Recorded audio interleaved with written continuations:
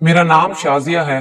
मैं फैसलाबाद की रहने वाली हूँ। इन दिनों माजूर हूँ और बिस्तरे मर्ग पर पड़ी हूँ। आधी जिस्म पर फालिज है, जिगर का कैंसर है। डॉक्टरों ने 3 माह जिंदगी बताई है, आगे अल्लाह जानता है। पूरी जिंदगी गुनाहों से भरी है, बहुत गुनाहगार हूँ। जिस एहसासे गुनाह ने कहानी लिखने पर मजबूर किया है, वो 2 मोहब्बत करने वालों को जुदा करने और किसी इंसान को तबाह बर्बाद करने का जुर्म है। ये मेरी सच्ची कहानी है और ये इस तरह शुरू होती है। जब मैं 16 बरस की हुई तो माँ की गफलत के बाइस मैंने घर से बाहर इधर उधर देखना शुरू किया और यूं एक नौजवान नबील के चक्कर में फंसकर प्यारे वालिदैन को छोड़कर उसके साथ कराची आ गई। नबील सेहतमंद और खूबसूरत आदमी था और वो कराची में मेहनत मजदूरी करता था। वो मुझे मूसा लैंड के एक घर में ले आया। मोहल्ले वालों को बताया कि मैं शादी करके आया हूँ और ये मेरी बीवी है। वहां 6 माह तक हम मियाँ बीवी की तरह रहते रहे। मैं निकाह का कहती थी तो वो कहता कि इतनी जल्दी क्या है। इस दौरान मैं उम्मीद से हो गई। मैंने नबील को बताया कि अब हमारा निकाह हो जाना लाजमी है, तो उसने मेरी इस उम्मीद से मेरा दामन खाली करा दिया, यानी उसने मेरा अबॉर्शन करवा दिया। और डॉक्टर ने साथ ये भी कहा कि मैं अब दोबारा हमेशा के लिए मां नहीं बन सकती और मैं हमेशा के लिए बांझ हो गई।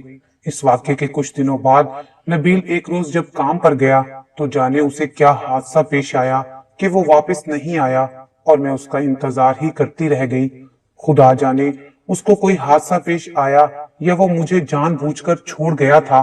खैर, मैं अब भी यारों मददगार रह गई थी। अब पछताती थी कि बगैर सोचे समझे माँ बाप से गद्दारी करके घर छोड़ के आने का क्या अंजाम होता है।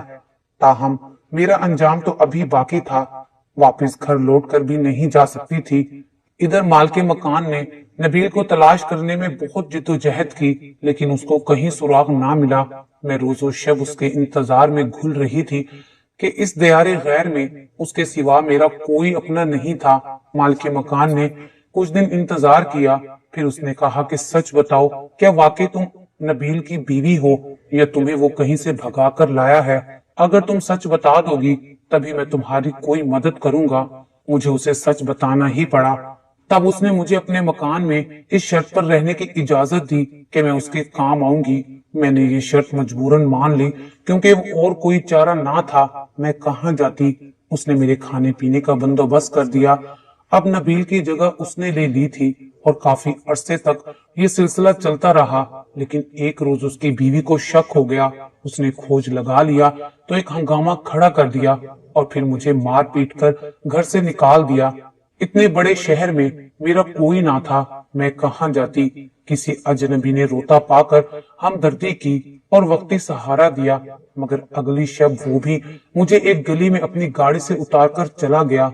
मैं वहां खड़ी इधर उधर मचलती निगाहों से हर आती जाती कार को देख रही थी कि एक कार मेरे पास आकर रुकी। कार के मालिक ने मेरे लिए दरवाजा खोला और मैं डूबते को तिनके का सहारा समझकर उसमें बैठ गई। बस फिर क्या था, उसके बाद तो ये रोज का मामूल हो गया। मैं बदी के रास्ते पर चल पड़ी थी। हर रोज एक नया शख्स मेरा मेजबान होता था और मैं उसके पास एक शब की मेहमान होती थी। यही मेरा मामूल, मेरा जरिया रोजगार बन गया। फारिग वक्त में सुबह शाम शहर की आवारगी करती थी। कभी पार्क में जा बैठती और कभी लारी अड्डे पर सस्ताई नजर आती। यूं एक रोज गुलबाई के इलाके में 7 हिंदू भाइयों के हत्थे चढ़ गई। उन्होंने मुझे रहने का ठिकाना ना दिया, मगर वो काले जादू के बादशाह थे। मैं मुस्तकिल उनके पास रहने लगी। वो सातों अपने गंदे अमल के लिए मुझसे काम लेते और गंदे तरीके इस्तेमाल करते। अब मैं अपनी हर हिस्से आरी हो गई थी, क्योंकि मुझे खाने को खुराक और रहने को ठिकाना चाहिए था। वो मुझे अच्छी खुराक देते थे और हफ्ते में 2 रोज की छुट्टी भी मिलती थी। उन दिनों में शहर की तफरी मकामात पर घूमने चली जाती और किसी न किसी नए साथी के साथ ये वक्त बसर करके आ जाती थी। अब ये मेरी आदत बन गई थी। इसी तरह मैं जहांगीर रोड पर रेयान नामी लड़के से मिली और उसके सामने भी अपनी मजलूमियत का रोना रोया कि मेरा बाप सौतेला है और वो मुझ पर जुल्म करता है, इसलिए मैं भागी फिरती हूँ और मेरे पास रहने की कोई जगह नहीं है। खुदारा मेरी मदद करो। इसी तरह के किस्से मैं हर उस अजनबी से बयान करती थी जो सरे राह मुझसे हमदर्द बनकर मिलता था। रेयान ने वाकई मुझे मजलूम समझा। कहने लगा, मेरे पास तो कोई ऐसी जगह नहीं है कि तुम्हें रखूं। अलबत्ता मैं अपने दोस्त बाबा के पास तुम्हें ले चलता हूँ, वो जरूर कोई ना कोई बंदोबस्त कर देगा। मैं समझी कि बाबा कोई बड़ी उम्र का आदमी होगा। जब हम वहां गए, वो अपने दोस्तों के हमरा समंदर के किनारे बैठा हुआ था। रेयान उसे बुलाकर लाया तो मैंने देखा वो एक 22-23 साल का खूबसूरत सा लड़का था। मैं तो बस उसे देखती रह गई। वो पहली ही नजर में मेरे दिल में उतर गया। रेयान ने उसको मेरे बारे में बताया तो वो मेरी मदद को तैयार हो गया। उसने रेयान से कहा कि तुम लोग जाकर कोल्ड ड्रिंक वगैरह पियो, मैं 1 घंटे तक आता हूँ, फिर इसके रहने का इंतजाम करते हैं। वो चला गया। रेयान मुझे कोल्ड ड्रिंक की दुकान पर ले आया। वहां रेयान ने बताया कि उसका नाम अफरोज है, अच्छे खानदान का है, लेकिन हम सब उसे बाबा कहकर पुकारते हैं। ये अच्छी मुलाजमत पर है, पैसे वाला आदमी है और यहाँ अपनी मंगेतर से मिलने आता है। रबिया उसकी मंगेतर का नाम है। वो रईस जादी है। दोनों में बहुत मोहब्बत है। ये एक दूसरे के दीवाने हैं। थोड़े अरसे में उनकी शादी हो जाएगी। ये सब रेयान ने मुझे बताया तो मैं और भी अफरोज की मुश्ताक हो गई। रेयान अफरोज के बचपन का दोस्त था, उसके हर राज से वाकिफ था। मैंने रेयान से अफरोज के बारे में पूछा तो वो कहने लगा, तुम इस कदर हैरान क्यों हो गई थी उसको देखकर? मैंने कहा कि मैं सिर्फ यही चाहती हूँ कि तुम किसी न किसी तरह अफरोज से मेरी दोस्ती करवा दो। अभी मैं और रेहान यही बातें कर रहे थे कि अफरोज आ गया। कहने लगा कि 1 घंटे की छुट्टी लेकर आया हूँ, फौरन चलो।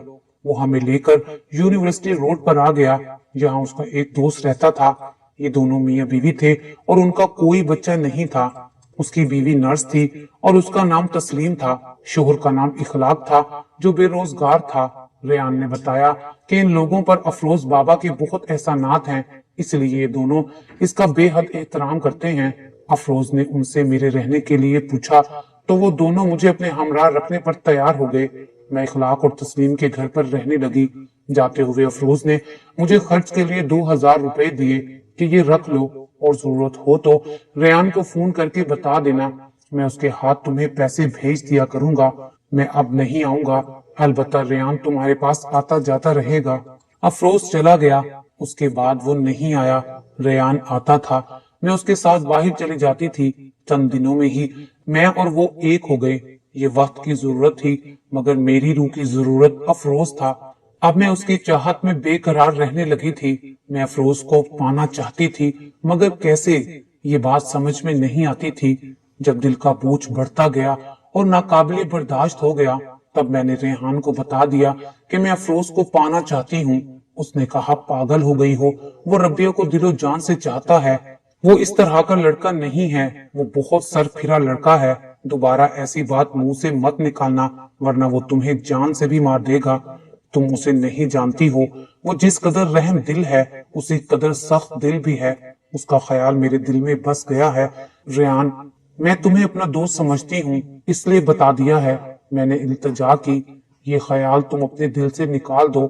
तुम क्या हो और वो क्या है, जरा ये भी सोचो।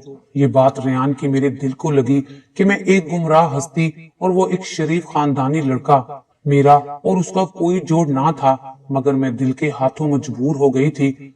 मैंने अफरोज को मुकम्मल फांसने का प्रोग्राम बना लिया। ऐसा लगता था कि कोई गैर मरई ताकत मेरी मदद कर रही है और नई नई बातें मेरे दिमाग में डाल रही है। अब मेरे प्रोग्राम के दूसरे हिस्से में अफरोज को यहाँ बुलाना और रात को रोकना था, ताकि मेरा खेल मुकम्मल हो सके। इसके लिए मैंने तस्लीम से मदद चाही। पहले तो वो बहुत नाराज हुई कि तुम कितनी एहसान फरामोश हो, जिसने तुम्हें पनाह दी, तुम उसी की खुशियां बर्बाद करना चाहती हो। उसकी शादी होने वाली है, अब तुम उसका ख्याल दिल से निकाल दो। मगर मैं ना मानी और तस्लीम के सामने बहुत रोई, खुदा के वास्ते दिए और उसको राजी कर दिया। वो मेरी मदद को तैयार हो गई। मैंने रेयान की मिन्नत करके अफरोज को बुलवाया, क्योंकि रेयान जो पहले ही मुझ पर फिदा था, मेरी बात मान गया और अफरोज को ले आया। तस्लीम ने चाय बनाकर दी तो मैंने चाय में नींद की गोलियां मिलाकर अफरोज को पिला दी। चाय पीने के थोड़ी देर बाद ही अफरोज कुर्सी पर बैठे बैठे सो गया। तस्लीम ने कहा, ये सुबह तक गहरी नींद सोता रहेगा, अब तुम जानो और तुम्हारा काम, और अगर उसे कुछ हो गया तो तुम ही इसकी जिम्मेदार होगी। रेयान ने मुझसे बहुत पूछा कि तुम करना क्या चाहती हो, मगर मैंने उसे कुछ नहीं बताया। यही कहा कि तुम जाओ और कल आना, कल तुम्हें सब पता चल जाएगा। इखलाक से उसकी बीवी ने कहा कि अफरोज भाई को नींद आ गई है, वो सो गए हैं। अफरोज उसकी गैर मौजूदगी में आया था, इसलिए इखलाक को कुछ इल्म ना था कि यहाँ क्या मंसूबे बन रहे हैं। मियाँ बीवी दोनों सोने चले गए। अब मैं और अफरोज कमरे में तन्हा थे। वो बेखबर गहरी नींद सो रहा था। रात मैंने बहुत कोशिश की वो किसी तरह जाग जाए, मगर नींद आवर गोलियों का असर था कि वो बेदार ना हुआ। और जब वो बेदार हुआ, मैंने अदाकारी शुरू कर दी। मैं बिस्तर के कोने पर बैठी रो रही थी। वो पूछने लगा कि तुम्हें क्या हुआ है, क्यों रो रही हो? उसकी समझ में कुछ नहीं आ रहा था। मैंने रोते हुए कहा, क्या इसीलिए तुमने मुझे पनाह दी थी कि मेरी इज्जत खाक में मिला दो? ये सुनकर वो गुस्से में आ गया और कहा कि क्या बकवास कर रही हो? मैंने जिंदगी में कभी ऐसा गिरा हुआ काम नहीं किया। मैं गुनाह से नफरत करता हूँ और इस बुराई से दूर भागता हूँ। तुम मुझ पर बहुतान लगा रही हो। शोर सुनकर इखलाक और तस्लीम भी आ गए। जब उनको सारी बात पता चली तो वो खामोश हो गए। जाहिर है कि वो भी अफरोज को गलत समझ रहे होंगे, क्योंकि मैंने अपना लिबास फाड़ लिया था। मेरी हालत खस्ता देखकर अफरोज भी परेशान था। वो जाने लगा तो तस्लीम ने पूछा, भाई फिर कब आओगे? कहने लगा, शाम को आऊंगा। ये सुनकर मैं खुश हो गई कि ये मेरी चाल में फंस चुका है। रेयान आया तो मैंने सारी बात बता दी और कसम दी कि खामोश रहना, किसी को कुछ मत बताना, बल्कि मेरा साथ देना, वरना मैं तुम्हारी और अपनी दोस्ती के बारे में तुम्हारी बीवी और घर वालों को बता दूंगी और तुम्हें मुझसे शादी करनी पड़ेगी। वो डर गया और वादा किया कि अफरोज को कुछ नहीं बताएगा, बल्कि मेरा साथ देगा। बेशक उसे हासिल करना मुश्किल था। अफरोज मर तो सकता था, लेकिन अपनी मंगेतर को नहीं छोड़ सकता था। फिर भी मेरे दिल की लगी मुझे उकसा रही थी कि मैं कोशिश तो करूं।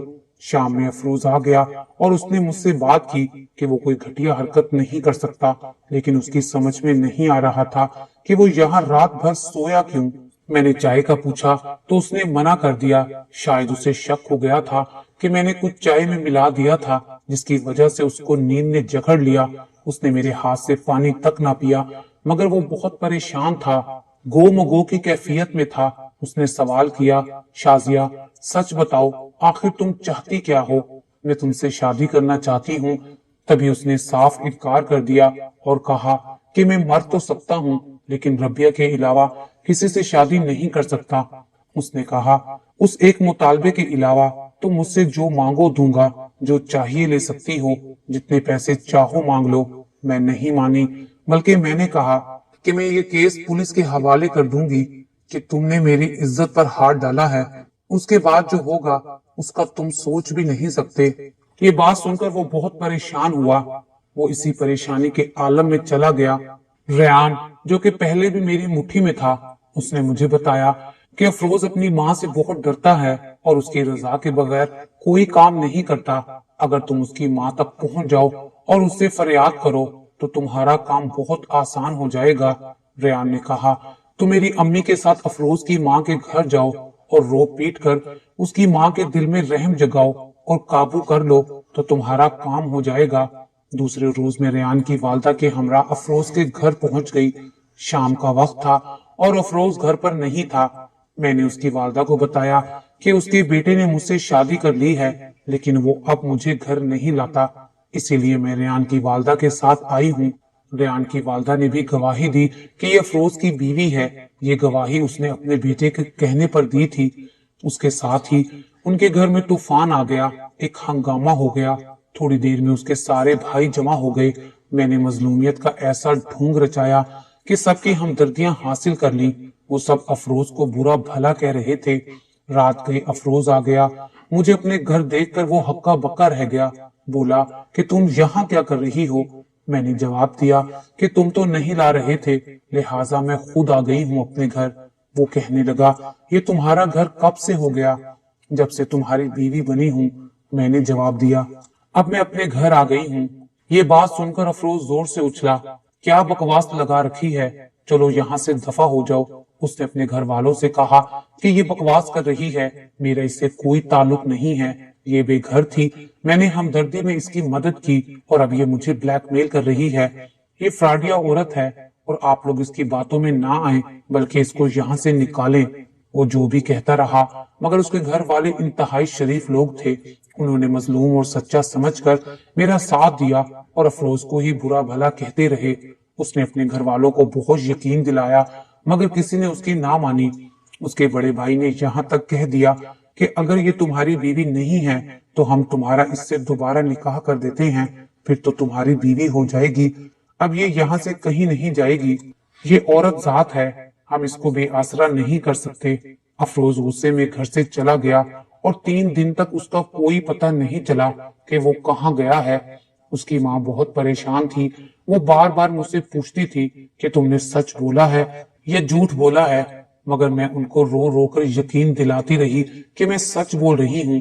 उन्होंने मुझसे निकाहनामे का पूछा तो मैंने बताया कि वो अफरोज के पास है। उन्होंने मेरी बात का यकीन कर लिया। 3 दिन के बाद वो आया और अपनी माँ से कहा कि आप लोग इससे मेरी शादी कराना चाहते हैं तो ठीक है, मगर ये बिल्कुल खामोशी से होगी। मैंने इंतजाम कर लिया है, कल मैं इसके साथ निकाह कर लूंगा, किसी को इत्तला करने की जरूरत नहीं है। उसके बाद उसने खामोशी अख्तियार कर ली, किसी को किसी बात का जवाब नहीं दिया। दूसरे दिन उसके चंद दोस्त काजी को लेकर आ गए। हमारा निकाह हुआ। मैं बहुत खुश थी, मगर ये खुशी आर्जी साबित हुई। दोस्तों और काजी के जाने के बाद उसने अपने सब घर वालों को जमा किया। उनको शुरू से आखिर तक सारी बात बताई कि किस तरह पुलिस के नाम पर इसने मुझे ब्लैकमेल किया है।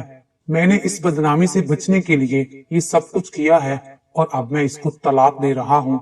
उसने तलाकनामा और हक महर निकाल कर मुझे दिया। बोला कि तुम्हारी निकाह करने की ख्वाहिश पूरी हो गई, अब तुम कोई केस मुझ पर नहीं कर सकती, फौरी तौर पर यहाँ से दफा हो जाओ। उसने मुझे घर से निकाल दिया। उसके घर वालों ने उसे बहुत रोका, मगर अब वो बिल्कुल बदल चुका था। उसका एतमाद लौट आया था। उसने अपने घर वालों से कहा कि अब आप में से कोई मेरे मामलात में नहीं बोलेगा, नहीं तो मैं इंतहाई कदम उठा लूंगा, अपनी जान दे दूंगा। इस बात पर सब खामोश हो गए। अफरोज ने मुझे घर से निकाल दिया। मैं जीत कर भी हार गई। दोबारा उन जादूगरों के पास गई। वो मेरे पुराने आशना थे।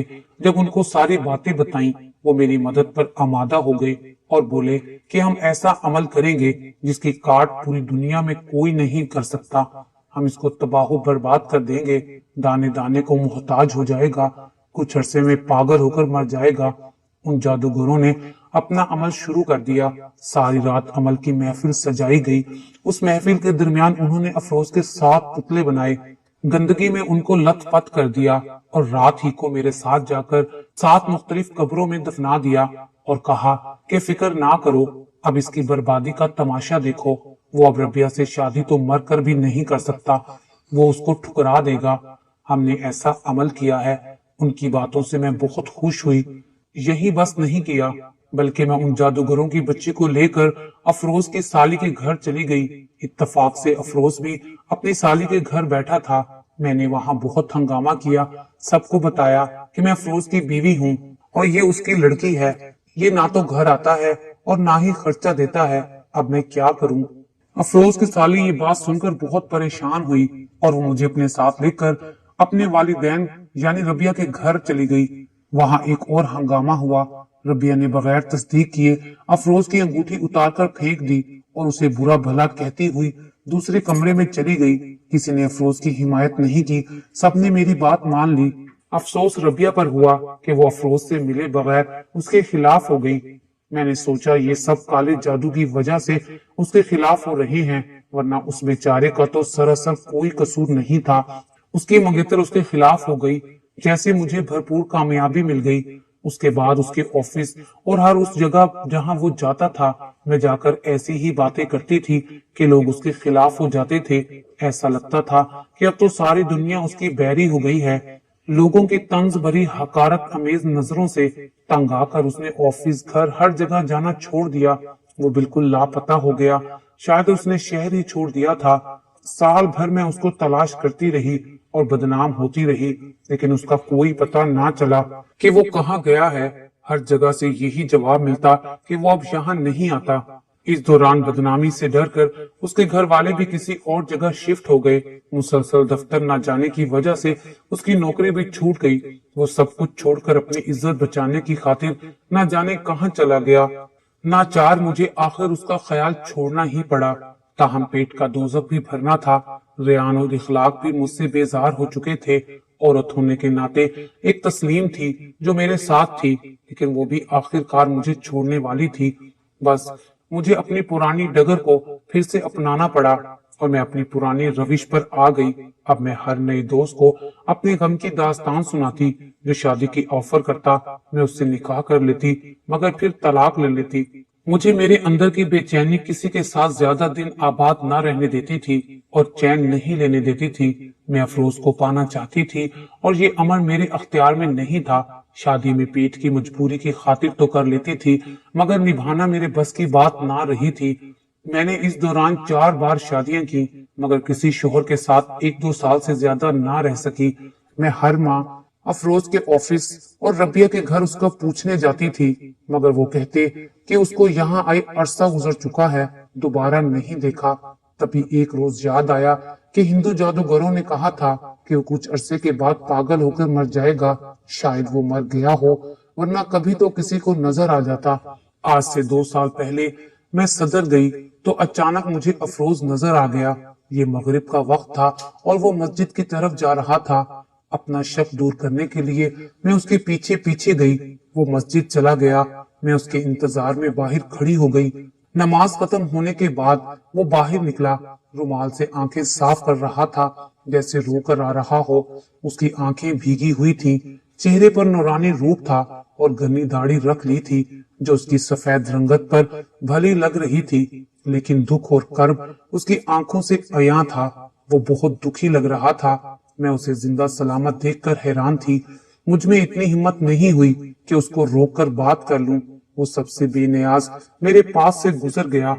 मैं उसके पीछे पीछे गई, मगर वो बस में बैठकर चला गया। वो तो चला गया, मगर अपनी एक झलक दिखाकर मेरे ज़मीर को बेदार कर गया। मैं सोचने लगी, उसका ये हाल मेरी वजह से हुआ है, और ये वो मुखलिस इंसान था जिसने सच्चे दिल से बगैर किसी तमे के मेरी मदद की थी। वो मुझे गंदगी से निकालकर अच्छी जिंदगी गुजारने का मौका दे रहा था, और मुझ बदबख्त ने उसके साथ क्या किया। अपनी गर्ज की खातिर नेक नामी और उसका सब कुछ छीन लिया, उसको तबाह बर्बाद कर डाला। फिर भी उसे हासिल ना कर सकी। उसका हौसला भी खूब था कि हर बर्बादी और जुल्म बर्दाश्त कर दिया, मगर अपनी मोहब्बत में किसी को शरीक नहीं होने दिया। बहुत बड़ी कुर्बानी दी थी उसने अपनी मंगेतर की खातिर, मगर रबिया ने उसको ना समझा और बगैर तस्दीक के ठुकरा दिया। 2 औरतें उसकी बर्बादी की जिम्मेदार थीं, एक मैं और दूसरी रबिया। अगर वो ही उसका साथ निभा देती तो ये पूरी दुनिया से टक्कर ले सकता था, मगर रबिया की बेरुखी और बदगुमानी ने उसकी कमर तोड़ दी और ये सब कुछ छोड़कर लापता हो गया। मैंने उसकी दुनिया बर्बाद की। अल्लाह ने उसको आखिरत की कामयाबी के रास्ते पर डाल दिया। मैं जहाँ खड़ी थी वहाँ खड़ी खड़ी यही सोचती रही और रोती रही।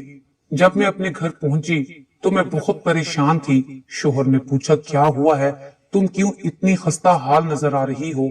तो मैंने कहा कि बाजार में चलते चलते चक्कर आ गया था, तबीयत खराब हो रही थी, तो मैं बगैर खरीदारी घर वापस आ गई हूँ। आज मैं बेहद अफसुर्दा थी, अपने किए पर नादिम थी। एक झलक उस उजड़े हुए इंसान की जो देख ली थी कि जिसको खुद मैंने उजाड़ा था, तबाह बर्बाद कर दिया था। एक अच्छे इंसान को मेरे सफली ख्यालात ने किस मुश्किल में डाल दिया था। तहैया किया कि अब मैं ही उसको इस मुश्किल से निकालूंगी। सोचा कि सुबह उन जादूगरों के पास जाऊंगी और उनसे अफरोज पर कराए काले जादू की काट कराऊंगी और रबिया के पास जाकर उसको सब कुछ सच सच बता दूंगी कि मैं तुम्हारी और अफरोज की मुजरिम हूँ। वो बिल्कुल बेगुनाह और बेकसूर था और मेरी हमदर्दी के चक्कर में मारा गया। गोया मैंने उसको तबाह बर्बाद किया और अब जो चाहो मुझे सजा दो, मुझे हर सजा कबूल है। ये सब कुछ सोचकर मैं पुरसकून हो गई और सो गई, मगर सुबह मेरे लिए कयामत से कम ना थी। एक शरीफजादे को बर्बाद करने की सजा शुरू हो चुकी थी। शायद अल्लाह ताला ने अब तक इसलिए मोहलत दी थी कि मैं अपनी आंखों से अफरोज को देख लूं कि वो हर जुल्म के बावजूद सही सलामत है। शायद अल्लाह ने उससे माफी मांगने का मौका दिया था, इसलिए मैं सदर गई। उसको देखा मगर सामना करने की हिम्मत ना हुई और माफी मांगने का ये आखिरी मौका भी जाया हो गया। मेरे एक हाथ और पांव पर फालिज हो गया था। मेरा शोहर मुझे अस्पताल ले गया। वहां से तस्दीक हुई कि रात को फालिज का हमला हुआ है और अब मैं माजूर हो चुकी हूँ। 2 साल इलाज हुआ मगर कुछ फर्क ना पड़ा। दवाएं सख्त थी। कुछ अरसे बाद मेरा खून बनना बंद हो गया और मैं जर्द पड़ती गई। जब टेस्ट वगैरह हुए पता चला कि मेरे जिगर में कैंसर है जो आखिरी मरहले में है। डॉक्टरों ने 3 माह की मोहलत दी है। अफसोस अफरोज के लिए जो सोचा था वो ना कर सकी। शायद कुदरत अब दोबारा इसका मौका नहीं देना चाहती थी। दिन रात अपने अल्लाह से गुनाहों की माफी तलब करती हूँ। शायद मुझे माफी मिल जाए कि वो रहम करने वाला है। शायद अफरोज और रबिया ये कहानी पढ़ लें और मुझे माफ कर दें तो मेरे आगे की जिंदगी आसान हो जाए। मेरी दुआ है खुदा करे अफरोज और रबिया फिर से एक हो जाएं और उनको जिंदगी की तमाम खुशियां हासिल हों और मुझ बदनसीब को भी माफी मिल जाए ताकि सुकून से मर सकूं। सच है कि अल्लाह पाक नियतों का अमीन होता है और जो किसी दूसरे के लिए गलत सोचता है खुद उसके साथ बुरा होता है, मगर जो अंजाम मेरा हुआ अल्लाह करे किसी का ना हो।